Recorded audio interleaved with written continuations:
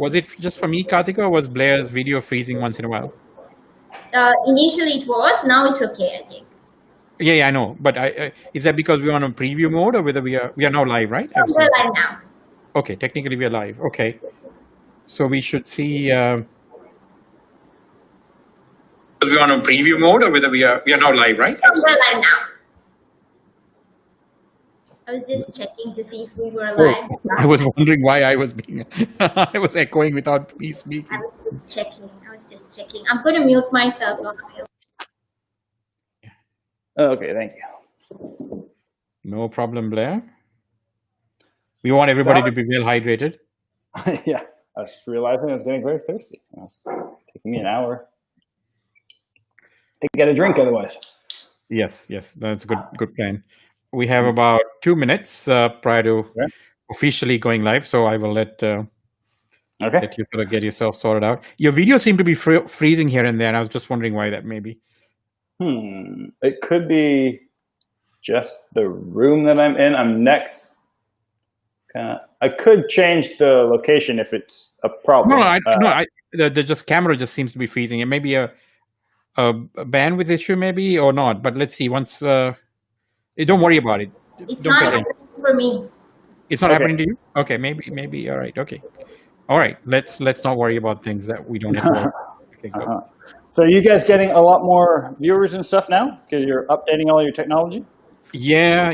I mean, sometimes we get a couple of thousand watching us live. Sometimes 300-400 on average, right? So it varies on the subject. So sometimes we get thousands watching us. Sometimes, but what invariably happens is when the benefit of this technology is that we can actually schedule these at various global time slots. So that ends up becoming sort of a great way to get additional views. So most of our videos get about 10,000 views in about a week. No, that's really good. Who has been your biggest draw so far? So we have a couple of mini series, Blair. So we have like one on marketing in a pandemic. Then we have this, which is a pandemic diet.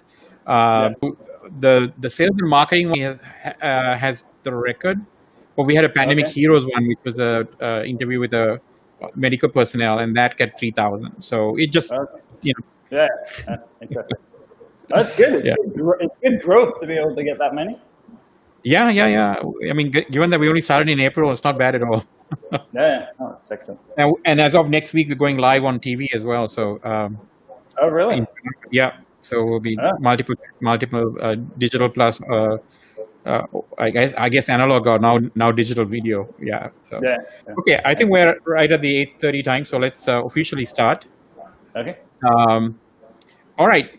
Good evening, good morning, good afternoon, wherever you are in the world today. Thank you again for joining us for another version of Pandemic Punditry's Putting the Planet on a Pandemic Diet.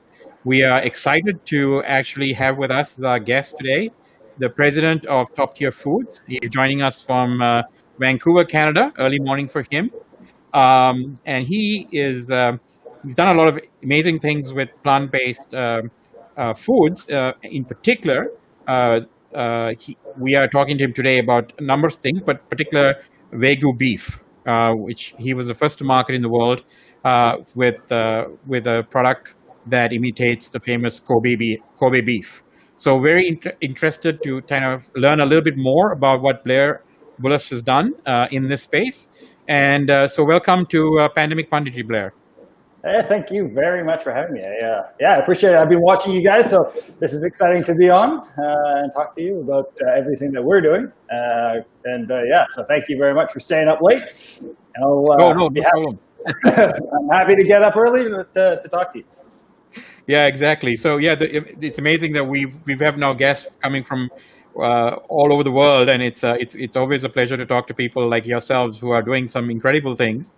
So just for the benefit, of our audience, I know that you made global headlines with this new product. What is the really overall mission of Top Tier Foods? Lots of people are doing all kinds of things. Printing 3D printed steaks. We had Ben on here earlier who talked about 3D printing steaks. Now you're doing something that is sort of the holy grail of beef, right? Which is Wagyu. Give us an idea. What was the inspiration behind you taking on Kobe beef, for example, or Wagyu? Well, I mean, to go back, originally what Top Tier Foods was developed to do, and what I really wanted to do when I started the company, was just to make healthy food accessible to everyone. When we started out, it was about 2013, and when I was in university, the prepackaged food that you would get in a grocery section or in the frozen section was just full of carbohydrates, sugar, salt, and fats. And really, the focus was on the quantity. How much could you get for $1, rather than on the quality, what nutrition components were made up of, and there was no attention paid to the environmental impacts. Really, it was just about the value concept at that time was just how much you could get. So we wanted to rethink that a little bit and change the value concept. And so the value for us is in the nutrition components. It's in the quality of the ingredients. And when I started, we started using quinoa. In 2013, quinoa was very early stage. Nobody was using it. So we wanted to develop products that was using this new kind of novel concept ingredient. And that's what we started with. We started developing quinoa side dishes. And then we transitioned from quinoa side dishes into playing around with different types of quinoa. And so one of them that we used actually had the same starch structure that's in sushi rice, so like a sticky quinoa for sushi. And so that's how we ended up getting into kind of the sushi realm. And because through the sales of that and getting contacts and talking with master chefs and things like that, we started to look into the Japanese market a little bit more, because the Japanese market in particular is so traditional that they often will be very slow to react to some of the trends that are happening. And so especially when it comes to this health trend and the environmental trend, that's where we saw some opportunity. And so by this point, we'd actually got a great network of people around the world that we'd contacted through our sushi quinoa. So we started to work with these companies to develop a Wagyu beef alternative. And we picked Wagyu because Wagyu is the world's best tasting beef. And so we thought, okay, if we are able to replicate a beef type, we want to go with the absolute best type. And so we can work with these Japanese manufacturers that we know very well now to create something that was actually to the same texture, the same flavor as the world's greatest beef. And then we were able to bounce these concepts off of some of the best chefs in the world until the point where we had a prototype that was almost exactly the same as a Wagyu, as a piece of Wagyu beef, but made from plants. And so that's really how we get to this point. It was an evolution of trying to make products that had a different value concept, and we really internalized that to the point where now we have products that we're making that they're probably the best tasting meat alternative out there, but they have all these side benefits of being environmentally friendly.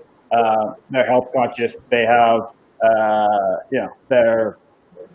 they have production that is sustainable and economical. So yeah, I mean, that's how we got it. Little a roundabout way of saying how we got it. So this quest to become, build the best tasting, meat or beef alternative company, so I mean, obviously the bar is really high when you take on Wagyu. I mean, if I remember from my days of eating Kobe long time ago, before I became vegan, it is all about the marbling, right, and the fat that's in the meat. How did you achieve that from a plant-based perspective? And what is your main ingredient? I mean, is it a pea-based or soy-based, or are you able to tell us what the ingredients are? The main ingredient? Yeah, so the main ingredient is a textured soy. So we're using that as a vehicle. The reason why we picked soy is a lot to do with the production methods. We decided that for us to make this properly, we had to go to Japan. Japan has over 1,000 years of tradition of working with soy. They obviously know Wagyu beef more than anybody else as well. So to be authentic, to be traditional, we had to go to Japan to have this produced. Through the development process, we tapped into traditional elements of Japanese cooking, things that there's subtleties in the art of using soy that the Japanese know more than anyone. If you think about Japanese food, you think about how soy is used. They use it in tofu and bean curd as a textured product. So they know how to create new textures. They know how to pull various aspects out. So if we're looking to replicate that fatty texture, they know how to do that. If we're looking to replicate some of the bite, we know how to do that through traditional elements. Flavoring elements as well. We go through fermentation of soy. So obviously they use it in miso and they use it in soy sauce. We're able to tap into the fermentation elements to make sure that what we're eating, it actually has the same taste as what you'd expect from a Wagyu beef. So those traditional elements are sometimes what might be missed in other food companies. It allows us to be a little bit more clean label as well, because these are highly processed technologies. These are technologies that have actually been just passed down from thousands of years of working with soy. So I think that is actually where we're probably a little bit more advanced in terms of our use of soy. But it's funny because when we say advanced, we're actually just tapping into really old cooking techniques to make this product as close to a beef as possible. So that's an amazing sort of, nothing like going to the source of the original and then building up the product from there. What has been the response from, I know that Chef Tojo, the Master Chef, was couldn't distinguish between the real thing and the plant-based version. What's the general response being in countries like Japan and also the more savvy diners that you have in Canada, in Vancouver, who are well versed with sort of Japanese cuisine? What is the response being to your product right now from a customer perspective? The response is fantastic. We never get a poor response to this. We do get people that are really trying to pick apart what the difference is between Wagyu and Wagyu beef, the Waygu and Wagyu beef. So there's going to be people that are really trying to rip it apart, and that's okay. We understand that there's going to be those people. But from a general perspective, this is a great product. It really hits on the points that you want when you're eating Wagyu beef, and it hits on the points that you want when you're just having a good meal in general. So what we're finding is people are really excited by it, and it meets those expectations. So that to us is really good. We get a lot of companies that bring in the product, and then they want to kind of trick their clientele, or maybe not trick, but like they want to do that tasting, that sampling as well, where they provide somebody a dish and they go, hey, try this Wagyu beef. And then they later tell them that it's actually not, it's made of plant. So it's kind of a fun thing right now. Everybody's interested. The response we get is extremely positive. We're really happy by that. There's a lot of kind of people that coming to us asking for this and then are pleasantly surprised. Blair, I remember reading somewhere that you were sort of surprised, almost taken aback that you were even getting phone calls and inquiries from countries like Philippines and Dubai, and within like days of launching. How did that happen?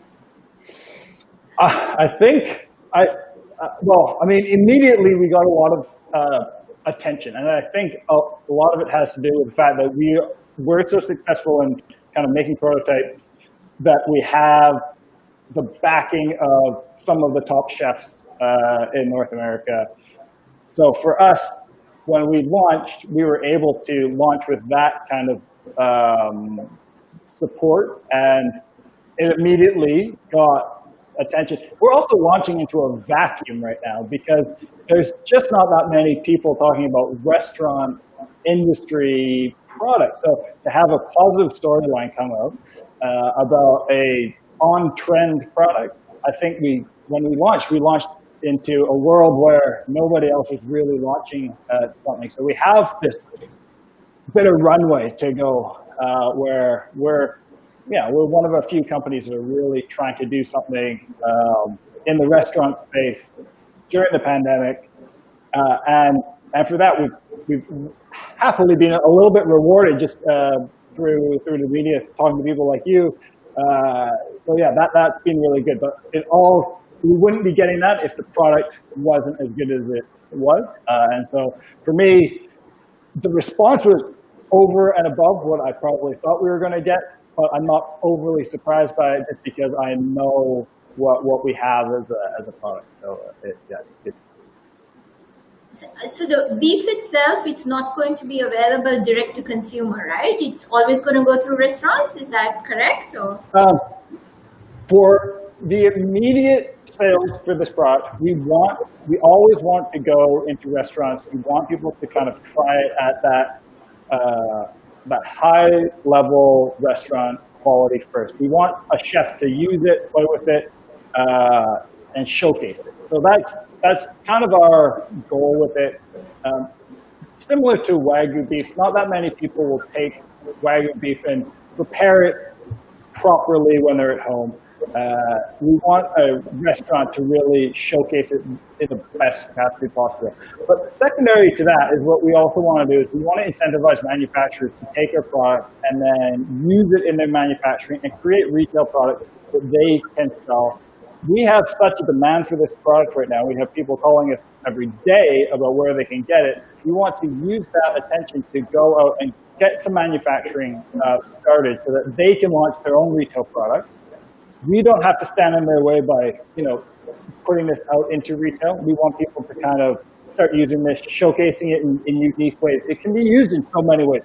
It can be used from everything from rice bowls to, putting it inside of bowls or putting it into different soups and sauces and things like that. So there's so many unique elements to it. We don't want to just give it, we don't want to just put it there for our clients to kind of just use in a stir fry. We want people to actually really think about what they're doing with it and then create some really unique products so we can have like a whole grouping of little satellite products that are going to be in retail with the Waygu brand on it.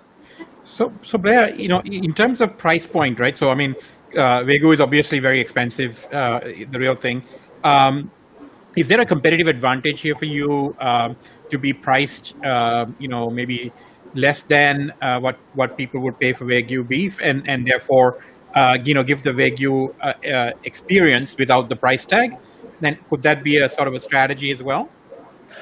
I think so. I think a little bit of that is true. I mean, we want to give somebody the option of having a Wagyu experience without paying that price tag. But at the same time, we're not really competing against Wagyu beef directly. We think that we have two completely different clientele. We're going after vegetarians and vegans, and they're looking for the best meat experience that they can possibly get, meat alternative experience.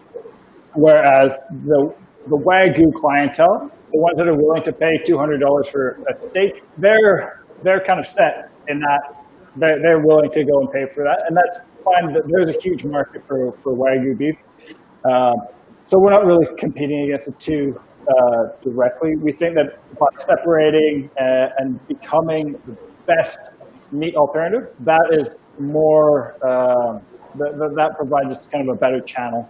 So we're mid to slightly higher range in terms of the meat alternative space, but we're not in the $200 a pound at all. We'll probably be much more similar to what a Beyond Meat or Impossible Foods would be. So if I noticed that you said that the reason that you're using the restaurants primarily as a conduit to sort of establish the brand and the experience of eating this is that largely driven by the fact that it does require some kind of, I mean, is it harder to cook properly? I mean, does someone have to be a sort of a trained chef to actually do this product justice, or is it that you want to early days sort of manage the experience to be a very, very positive one? Exactly. I mean, I think just for us, and this goes back to when we were launching Sushi Quinoa as well, we want to drive the customer experience a little bit, as much as we can anyway. We want to make sure that positive is as positive an experience as possible. So going through a restaurant where they're going to manage that as much as possible, I think is our kind of best way to showcase the product. It also will just help us in terms of, sushi and sushi related products. The North American market is so driven by the restaurant industry. So we don't see as many people cooking this style product at home as they would in a restaurant or go out to a country. So I think from us, the market demand is more catering to restaurants anyway.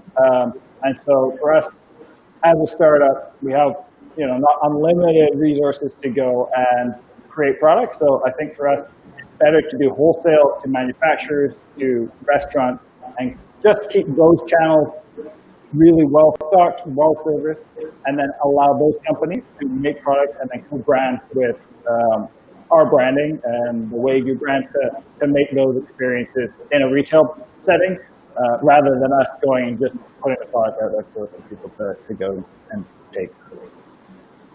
Blair, speaking of branding, because you're going through the restaurant industry, if I'm, patronizing a particular restaurant, would I know that I'm eating the Kobe beef, plant-based Kobe beef alternative that has been provided by Top Tier Foods? Yeah, we license our marketing material and our branding to any restaurant that's going to be using the product. So that is, we're very similar in the way that we want to market our product to what you'd see with a Beyond Meat or Impossible Foods. So I think our brand will hold some sort of value to the restaurant, and so it's not that they necessarily have to do this, but I think there's value in doing it. So we're happy to support each restaurant that goes ahead and does it. That makes sense. So just so that people don't think that you're sort of you only focus on Wagyu beef. You've done this quinoa sushi or sushi quinoa product, which is sort of replacing sort of rice with quinoa rolls and nigis and all that. I think that was a fabulous sort of, I think must have been your initial entree. But you're also doing vegan fish roe products as well, right? The Tosago and caviar, I guess.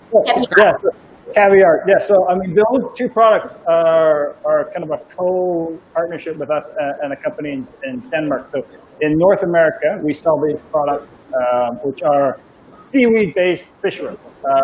And so for us, especially looking at the Japanese market, we use a lot of Masago and Tobiko in the market. And so for us, we have a product called Tosago, and Tosago is an alternative that we can use as a replacement for that product. And then we also have caviar, which is alternative fish roe. So if you're beluga caviar or salmon caviar, we're able to use a seaweed alternative for that. So that's a really exciting product.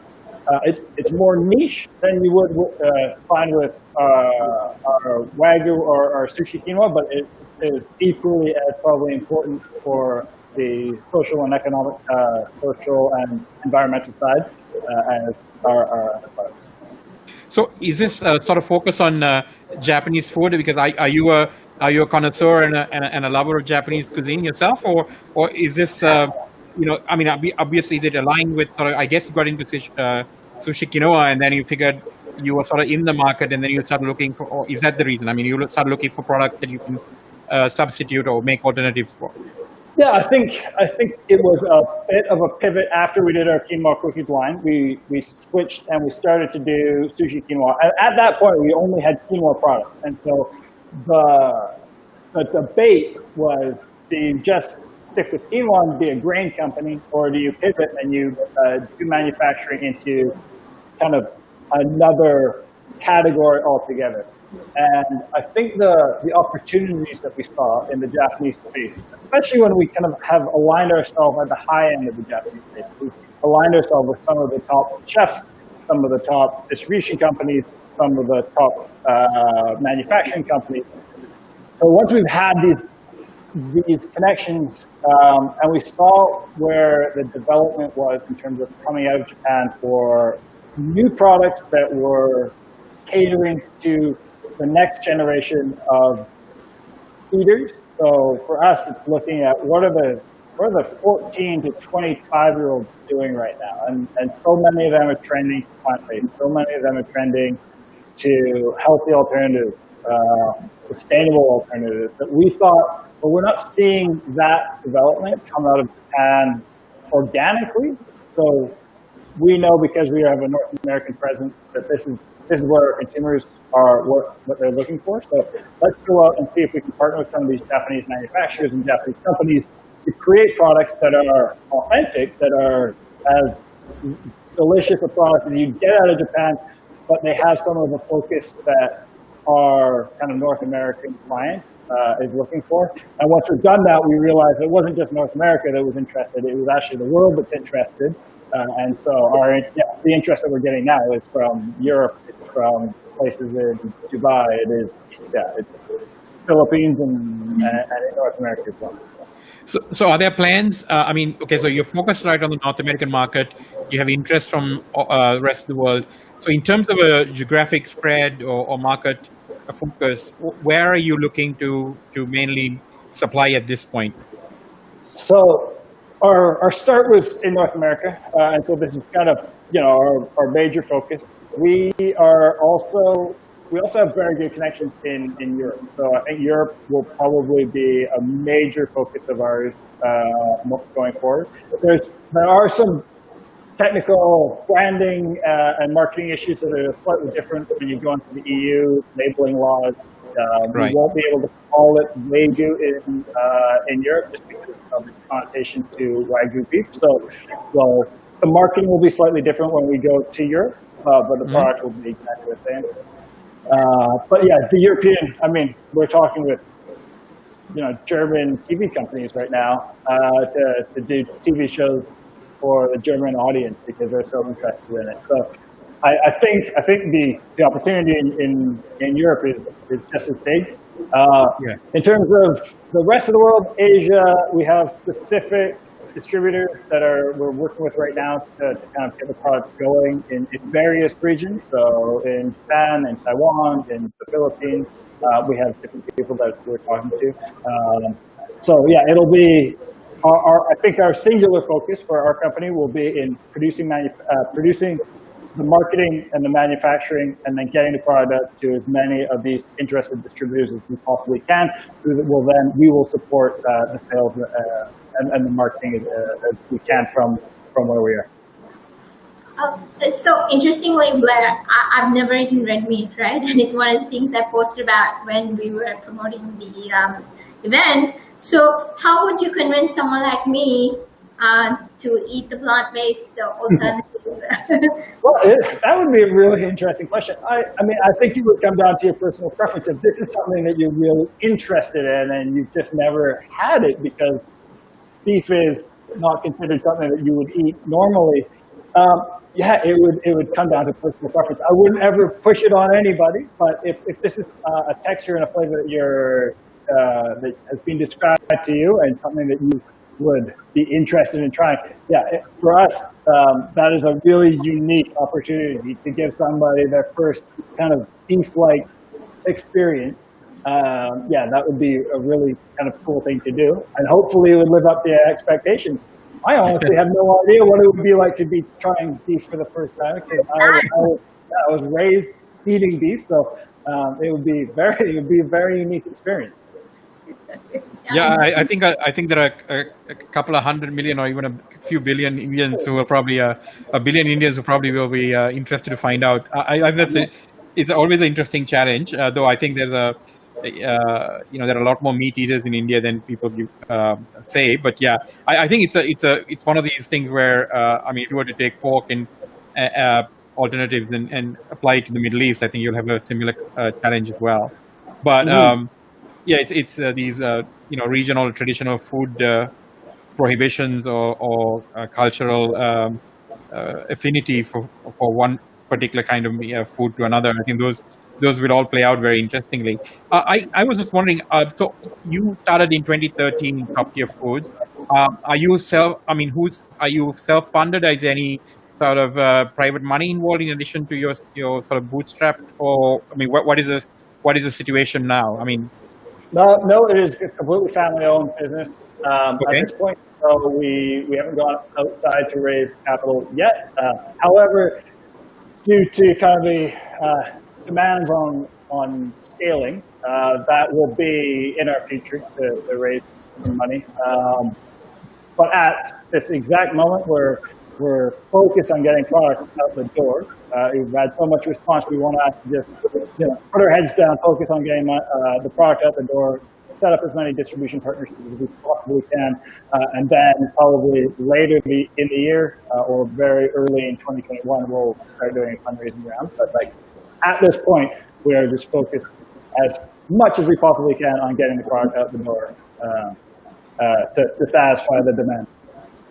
So Blair, what is your production process like, and how long is it?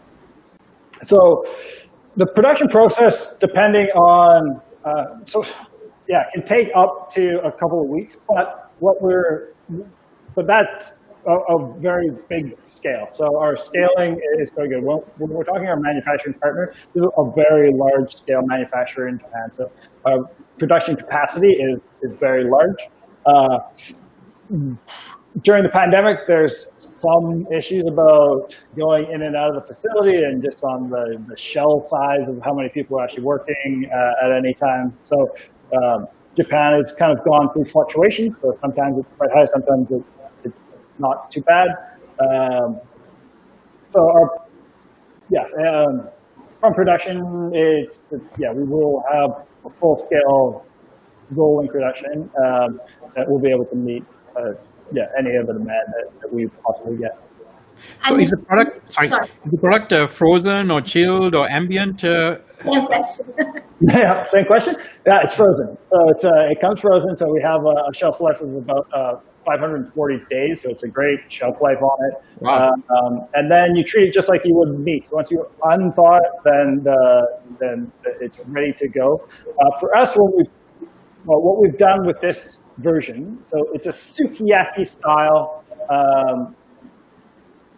cut. So when you're talking sukiyaki, it's a very thinly cut Japanese beef style. And this is the most common style of cut that you would get in Japanese for Wagyu. So for us, that is the easiest one to implement into restaurants. If you're thinking for what type, you'd be looking at like what kind of teriyaki beef you get with a bento box or in a rice bowl. It's a thinly cut beef that's kind of the most popular Japanese cut. It's also you talk to almost any Japanese chef, that would be their favorite way to eat Wagyu beef. And so it is, a lot of people think that thick steak, but that gives you almost too much of a good thing. It's too fatty. So you'll have a piece or two of that, and then you'll want to move on. And so for us, it's keeping that really thin, small cut. And that's kind of the product that we're launching. We're launching this, as widely as possible. But for us, it's expanding off of this texture, and then looking at what other options we can do in the future. And so some of those options, looking at if we can create larger piece sizes, steaks, things that we'll be able to sell as an ultra high-end alternative to an Angus beef steak or something like that. So those are the next steps in terms of our development. Awesome, amazing. So if someone's, for the audience tuning in from North America, if they wanted to experience the beef, what are the restaurants that they could walk into? Yeah, so we're just getting the product kind of rolling out. So we're launching into New York. We have product going into LA. We have product in North America, in Vancouver. We have restaurants. So we're just getting this going. We have some larger restaurant groups that we're very excited to be working with on some menu development right now. Like, it's almost slightly too early to be saying where and when that will be released, but that will be released slightly on a wider scale. So it's still very early days. When we launched this kind of publicly, we had already done some back-end sales kind of in January, February, and March, where we started talking to the largest sushi chains that have, you know, a year lead time in terms of getting new development out. So while that has progressed and that's getting to a point where we're kind of seeing the results, the independent restaurants and the launching through distributors, we only were able to kind of get that going in the last month once we launched publicly and we had all this interest. And so that is just coming online. The new restaurants will be able to start picking this up through distributors right away. But we're just kicking forward in terms of getting these onto menus, and you'll start seeing it on menus in New York, LA, and then in Europe will probably be November by the time we get product to Europe with our European branding and labeling, and then that will start going. As for Asia will probably be probably October, November. You'll start seeing product available for distribution. So, so you have done the Wagyu. You said you were planning on expanding your product line to other things like an Angus beef steak. What about the other, the seaweed-based roe and all that? Is that also part of the repertoire that you're thinking of, or now you've sort of pivoted to only doing Wagyu? I think the Wagyu has been so successful. It's taking more of our bandwidth than we may have anticipated. So for our new product development, I think what we will be focusing on is creating new Wagyu products and then working with manufacturers to create supporting products that will be using these. So I think, yes, you're probably right. I mean, I think we will continue to have these fish roe alternatives, salgo and caviar available. We'll continue to push them if there's new development that we think will work. And sometimes these are just organic. Somebody asks for something, and you go, "Yeah, we think we can do that." Then we'll kind of play around with growth in that market. But for us right now, it is as much as possible focusing on the development for Wagyu and just meeting that demand. Continuously kind of rolling out new things as we go. Blair, I remember earlier you mentioned you sort of want to also play it similar to How Impossible and Beyond, doing it with branding and all of that stuff. So from a vision perspective, are you planning like IPO? Is that sort of how you're thinking of taking the company, or? I mean, it's a little far out for us. I mean, it would be great to eventually get to that point. I think for us, our focus is on a couple of things. One is just creating the world's best tasting meat alternative. And for us to be singularly focused on different aspects, we're still small, we're still making sure that we get the product development right. But for us to be known as the world's best tasting meat alternative, that's our focus. And if we can do that properly, if we can put the time and the effort into getting that focus done right, then options will open up. If we're recognized as one of the best, then anything is possible in terms of where we take the company. But our focus has to be very singular, getting the product to be as good as it possibly can be, getting it as widely distributed so as many people can try it as possible. I think right now that's our focus. We'll take funding on when we need to kind of expand, make sure that we're well situated in order to hit that growth and those milestones. Super long-term growth, we'll see. We want to make sure that we hit these milestones first, and for us, getting a product that is the best tasting alternative is kind of what we're really focused on right now. So has the pandemic had, so I mean, this strategy of sort of, introducing things to the restaurants through via Horeca, has that strategy changed at all with the pandemic and less people sort of frequenting restaurants, or you're still sort of confident that given time that will be sort of a non-issue and people will go back to restaurants and patronize it that way and the go-to-market strategy is still valid? What we're finding with restaurants is they're actually coming back. A lot of the restaurants are coming back online. There might be less capacity, but they're actually producing.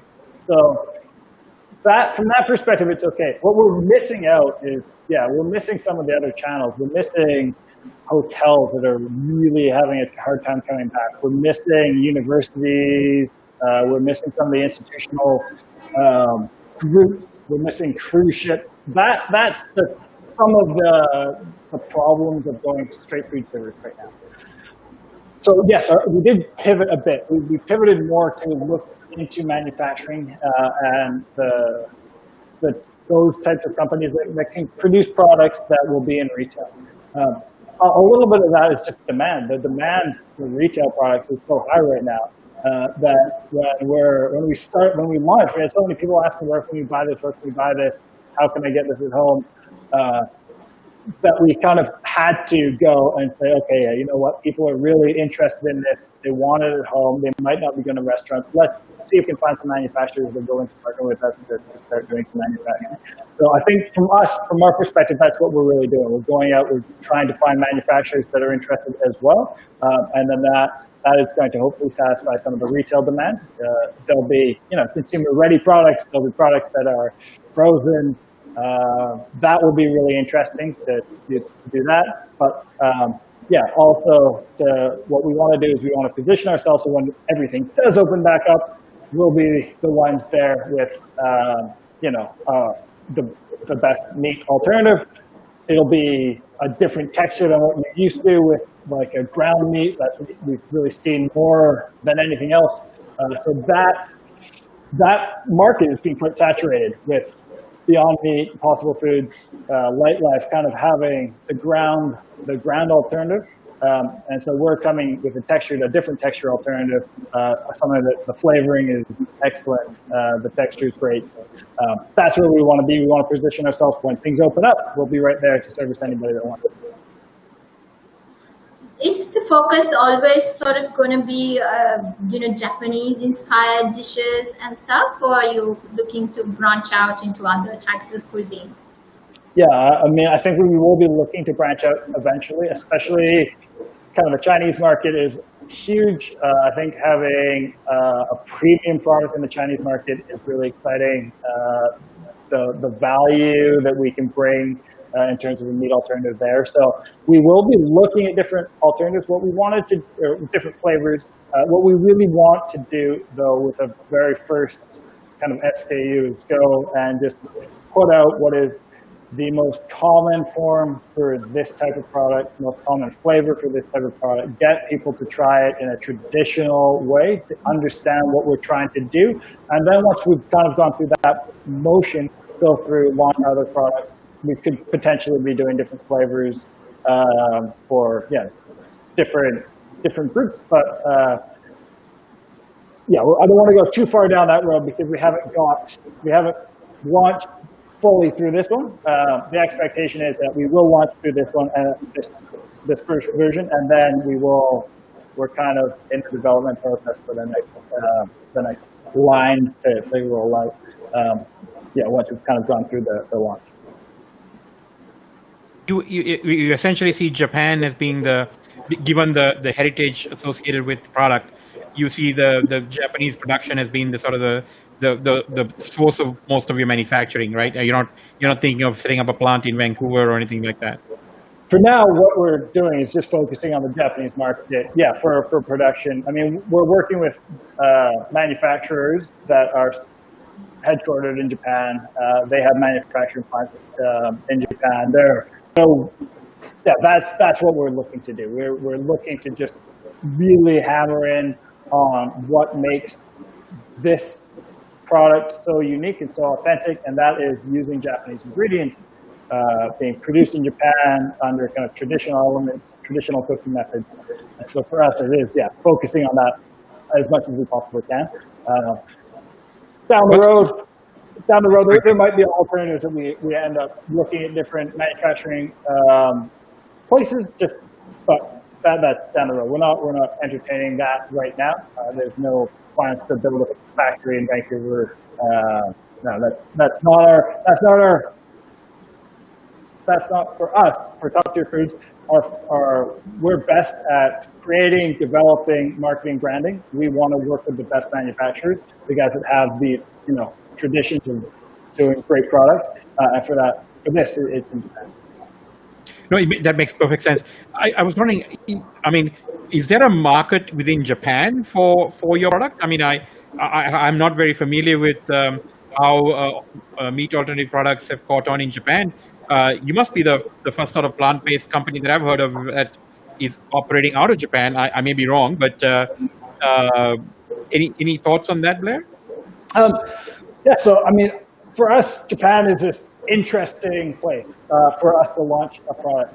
It is, obviously, this is a Japanese product. It's made in Japan. It's culturally significant, or we're talking about Wagyu.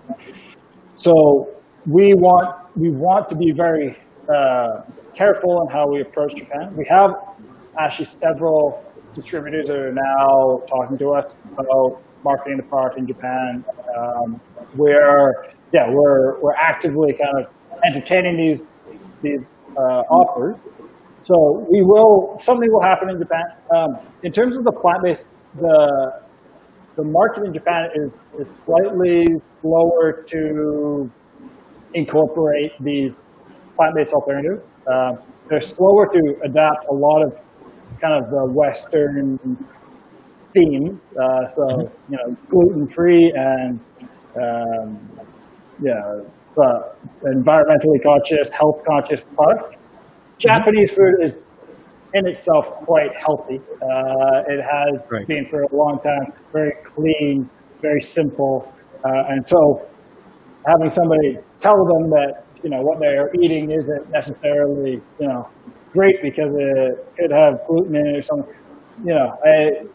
they're quite happy being what they're eating. So we're not overly persistent on trying to make the Japanese market a core market of ours. What we were happy to do is work with the companies that are there existing, that have clientele relationships, and then we can piggyback off those relationships in any way that they see fit. But it's not a core market to us in terms of sales of Wagyu. We want this to be more of a market that is outside kind of North American and European. And the funny thing about that is we work with Chef Tojo very closely, and Chef Tojo is one of the kind of co-inventors of the California roll.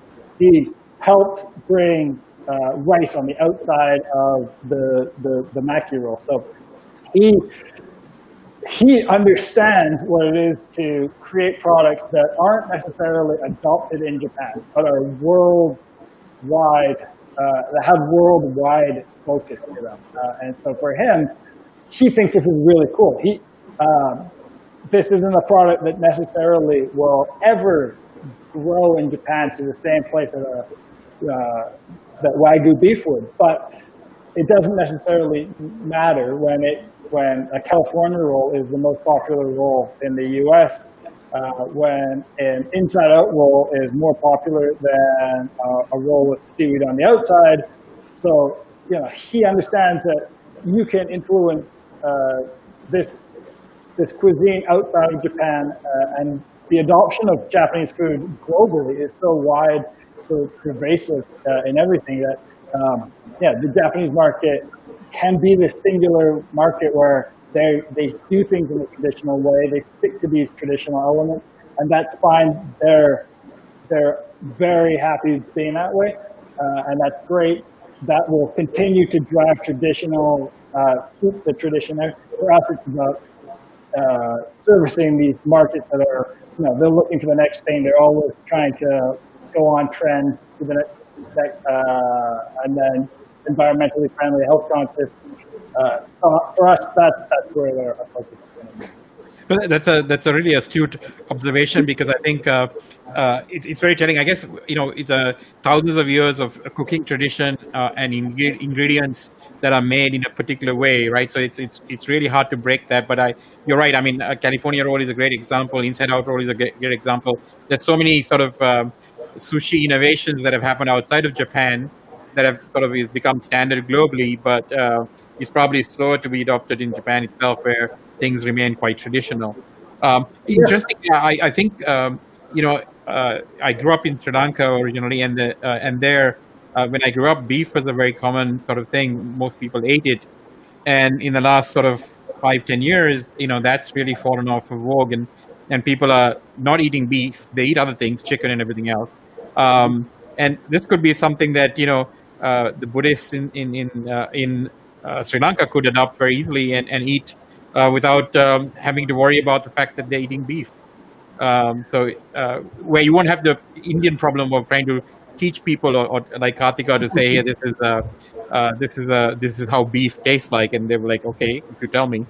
But interestingly, though, Lavi, you're forgetting, I think Sri Lanka, I don't know, as long as I've sort of been alive, we've always had soy meat. Mm-hmm. So soy-based alternatives have been out there for quite a long time. I think what we're doing is we're just accentuating some of the differences and those elements that will make ours as uniquely familiar to somebody that eats a Wagyu beef, or the top level of beef. So that tenderness, that realism to beef. Soy beef has been actually around in China, in Sri Lanka, in India. I mean, there's been options available for a meat alternative for quite a while. I think what you saw with Beyond Meat was they just made it to a realism state, to a state which is so close to the original, and then they had an unstoppable marketing force behind it to really get everybody understanding that you don't need to have the animal involved to eat something that is exactly the same as a piece of meat. So I think for us, it is just trying to continue that. It's trying to recognize that what we have is different. Our differentiating factors are through the techniques that we use, through the very subtleties that we have in terms of making this as unique and as close to a Wagyu alternative as we possibly could.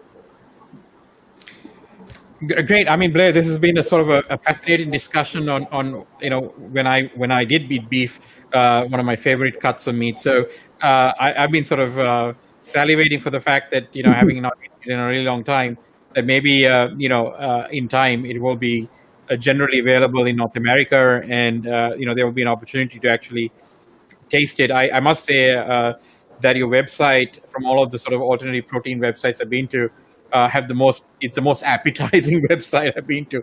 The food porn is amazing. So it does look delicious from the standpoint of what you've shown in the website. So I do recommend our viewers to go to Top Tier Foods and check out their website, because it does look amazingly beautifully prepared.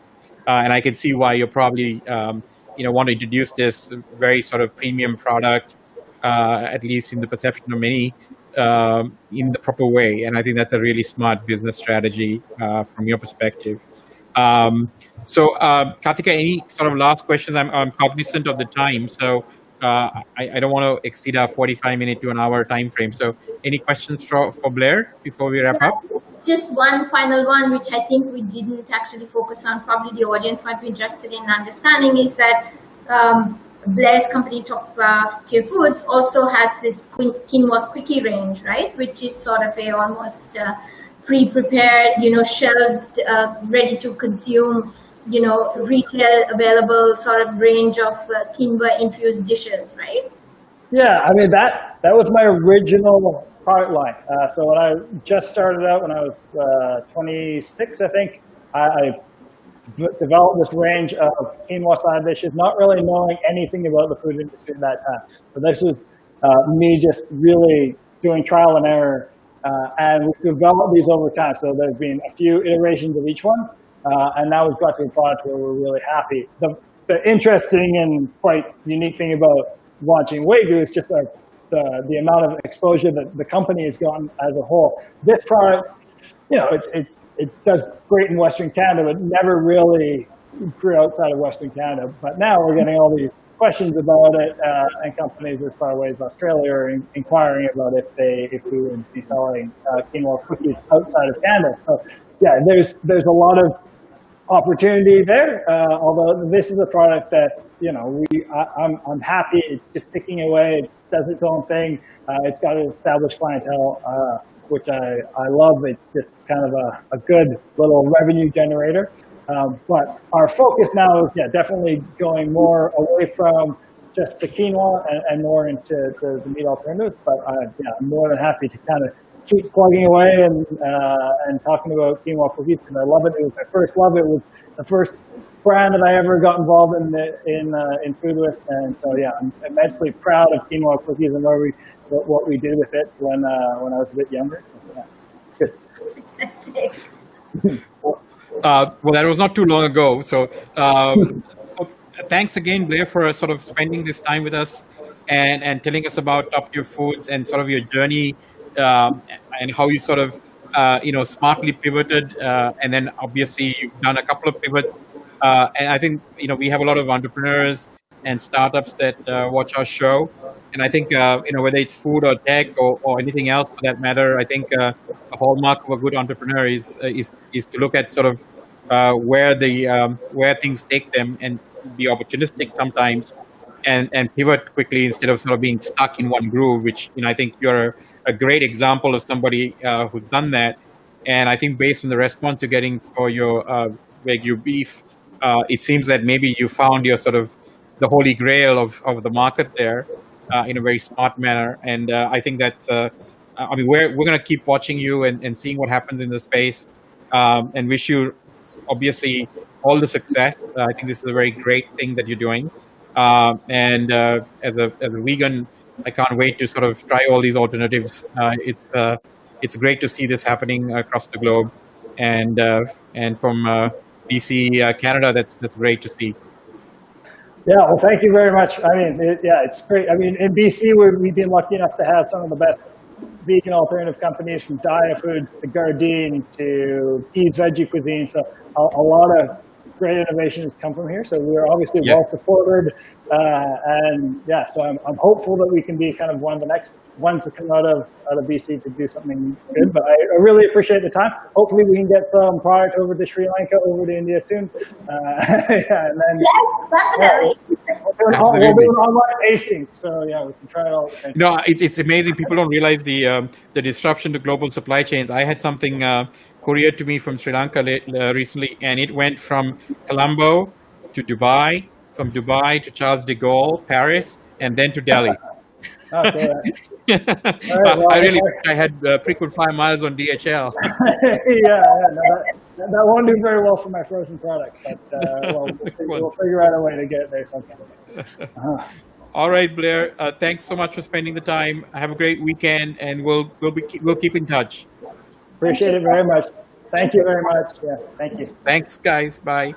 Bye-bye.